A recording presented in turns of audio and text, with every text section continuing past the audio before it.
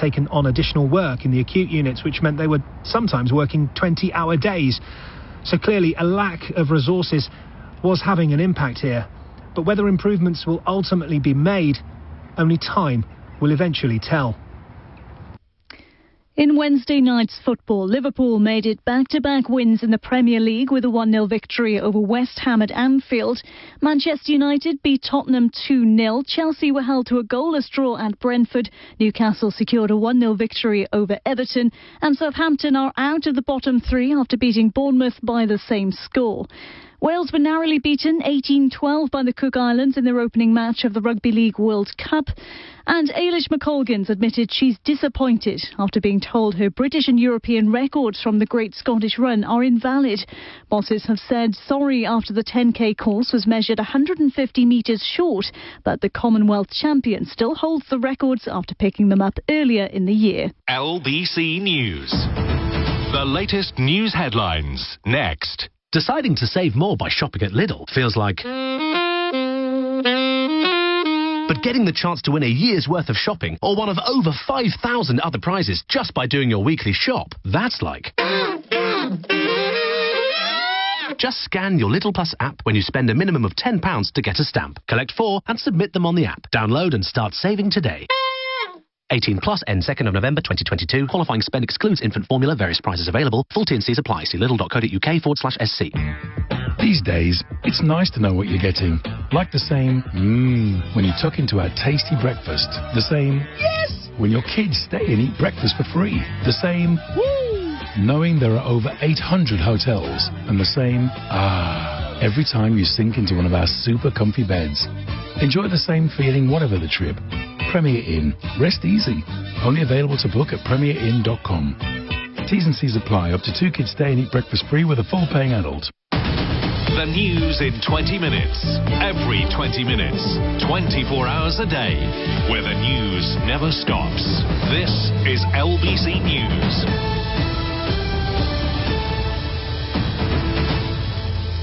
From Global's newsroom, I'm Daryl Jackson. Liz Truss's command of her own party and government is in question following a chaotic day in Westminster. The flare-up started when the Home Secretary, Suella Braverman, resigned for breaching the ministerial code.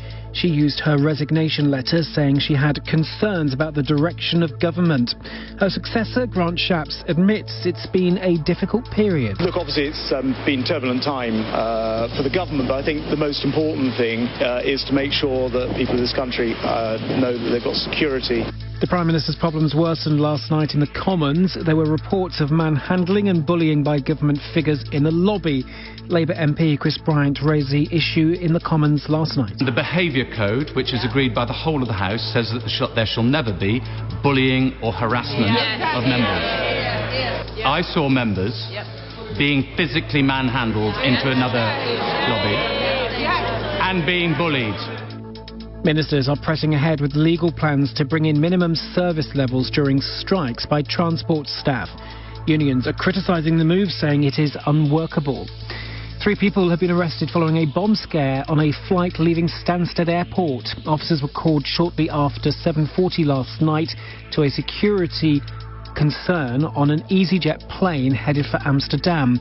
They're being questioned on suspicion of making a bomb hoax. From Global's newsroom, you're up to date. LBC News. Weather. Heavy rain for some areas of the UK for Thursday, and things are set to stay unsettled into the weekend.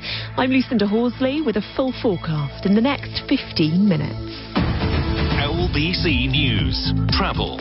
They expect delays on the M6 this morning. If you're heading northbound, it's looking busy ahead of the closure at Junction 10 Wolverhampton through to 11 at Cannock.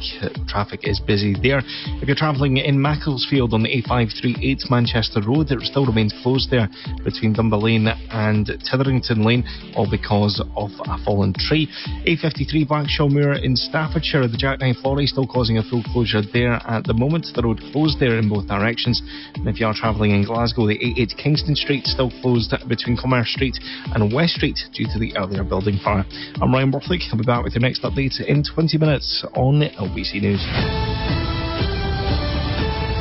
This is LBC News. And I'm Charlotte Morgan. Let's get more on Wednesday's dramatic events at Westminster. Suella Braverman resigned as Home Secretary after she sent an official document from a personal email account, a breach of ministerial rules. Then there was chaos and confusion at SW1 during a vote on a Labour motion calling for parliamentary time to debate a ban on fracking in England. Ministers had said they would be treated as a vote of confidence in the government, requiring Conservative MPs to vote against or face losing the right to sit as Tory MPs. When it came to the vote, though, there was confusion as to whether that was still the case, after the Climate Minister Graham Stewart said this in the debate. Quite clearly, Madam Deputy Speaker, this is not a confidence vote, but it is an attempt by Her Majesty's... It is...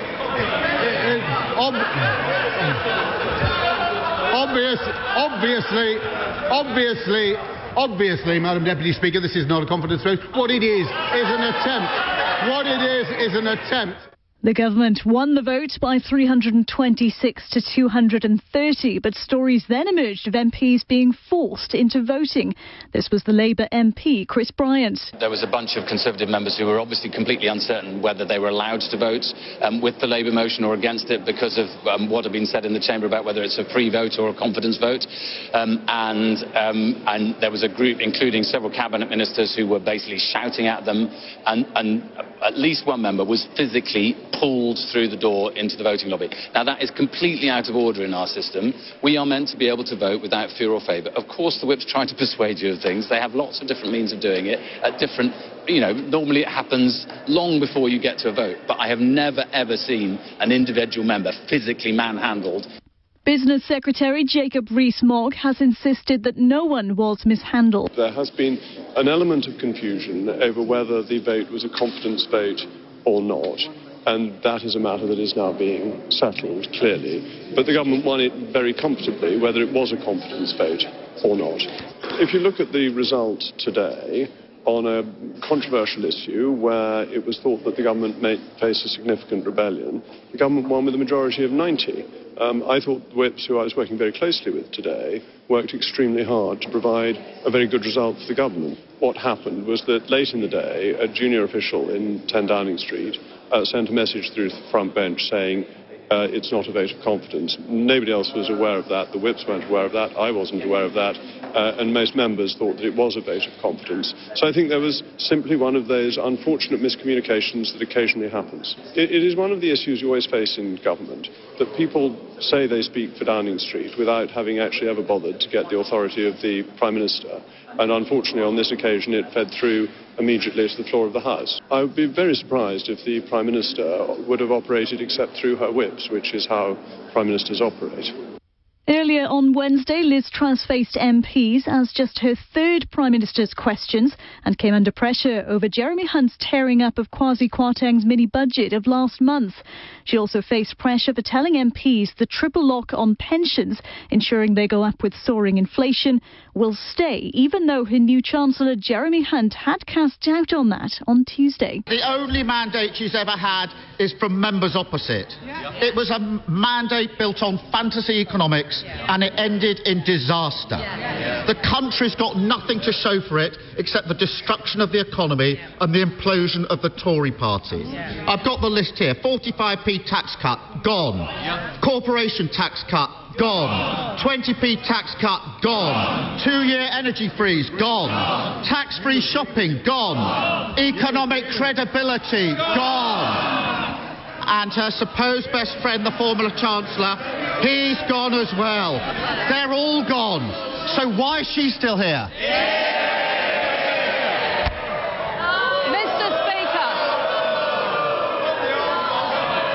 Mr. Speaker, I am a fighter and not a quitter.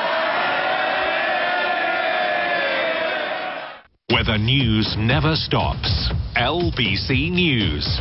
Detectives investigating an alleged assault on a pro-democracy protester at the Chinese consulate in Manchester say it'll take time and is complex and sensitive. Bob Chan has been giving a press conference about what happened. LBC's Laura Pratt has the details. The victim of the assault in the Chinese consulate in Manchester on Sunday has been speaking about what happened in Westminster. Bob Chan said he couldn't believe the attack happened on British soil. I was dropped into the consulate. I did not attempt to enter